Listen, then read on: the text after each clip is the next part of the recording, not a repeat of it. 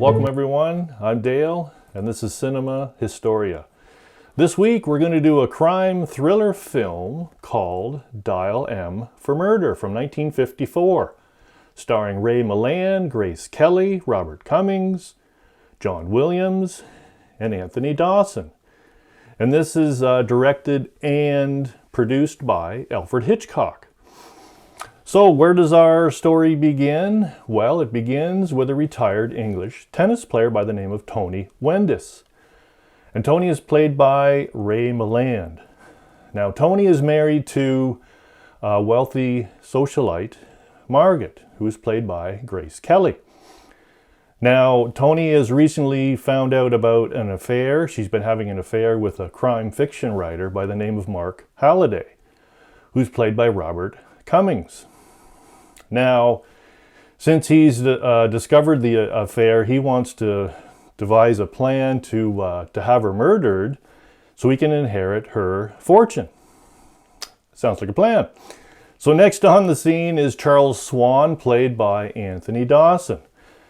And Swan is an ex-acquaintance of Tony's from back in his university days. Only these days he's a small-time con man with a criminal record. So one evening when Margaret is out, he invites Swan over to Tony's flat, and there he tells him about Margaret's affair. Well, between tricking Swan to leaving fingerprints on one of Mark's love letters, he ends up blackmailing him and offering him money to have him murder Margaret. Well, he has to agree pretty much because he has a criminal record. So how does this happen? Well, the following evening, Mark and Tony are going to be attending a party. And Margaret's going to be staying back home. And later on in the evening at a specific time, when they figure Margaret is going to be asleep, Swan will enter the apartment using Margaret's latchkey, which Tony is going to be hiding underneath the foyer mat. Well, minutes later, Tony is going to be phoning from the party, and while Margaret gets up to answer the phone, that's when Swan's going to take care of Margaret. Now, I can't tell any more of the story than that. I'll give too much away, but does the murder take place? And does Tony end up inheriting a fortune? Or does something go terribly wrong and he's going to have to cover his tracks because there's going to be a massive investigation going on? Alfred Hitchcock was a real master of this type of movie.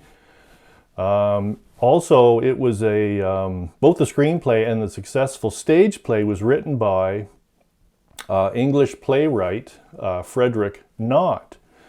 And the premiere of the play came on BBC television in 1952, before playing on stage that same year in London's West End and New York's Broadway. Another big part of the success is actress Grace Kelly. She ended up becoming quite good friends with the Hitchcock family. In fact, Alfred Hitchcock liked her so much, he gave her another 2 movies to play in. She played in another one that same year, 1954, Rear Window with Jimmy Stewart.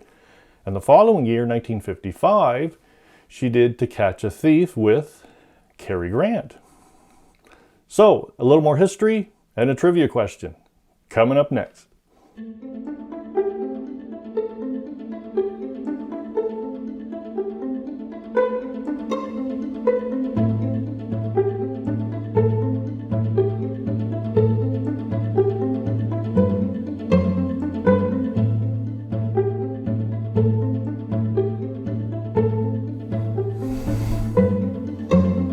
Yes, we're going to do a little history this week on rotary dial phones.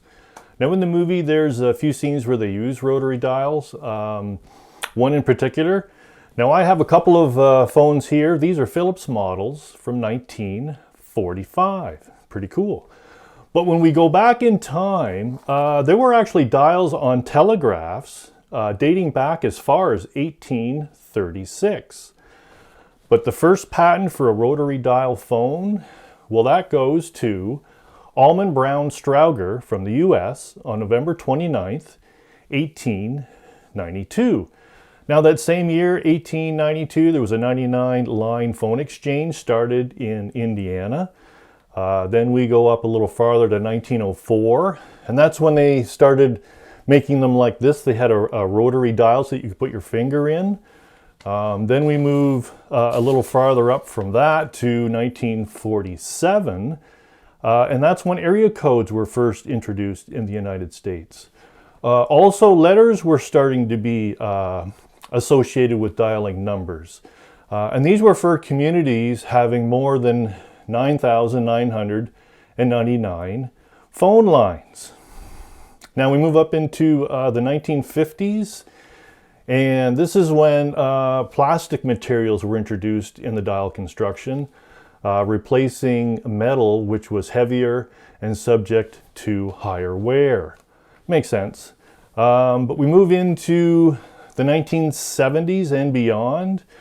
Well, by that time, the rotary phone was starting to be phased out, and the reason why, there was a new push button style coming out, and it was called the touchtone. And the touchtone phone was introduced in 1962 at the World's Fair. Now, even though rotary phones are not used today, we still use a saying from back then, though, and every time you say to dial a number, that's what it relates to. Anyway, the trivia question this week, by the way, is a neat one. Did Alfred Hitchcock ever make a 3D movie? Yes, he did, but he only made one, and this was it. So to explain, in the early 1950s, the 3D craze was pretty raging at the time. Warner Brothers was eager to pair it with the fame of Alfred Hitchcock. But this meant that Hitchcock had to work with the giant cameras necessary for the process. In order to make the film look appropriate for 3D, Hitchcock added a pit into the floor of the set so the camera could move at a lower angle to capture objects, like lamps in the foreground. But unfortunately, by the time Dial M for Murder was released in 1954, the 3D fad was dying out. So most of this film was shown in 2D in most theaters. Really too bad, actually, because it was a big craze for a short period of time. Even Alfred Hitchcock stated about 3D. He said, it's a 9-day wonder, and I came in on the 9th day. I know Halloween is next Monday, and I hope everyone has a safe and happy Halloween. Oh, that's probably my mom. Or maybe Swan. Anyway, thanks for watching, everyone. I hope to see you back next week.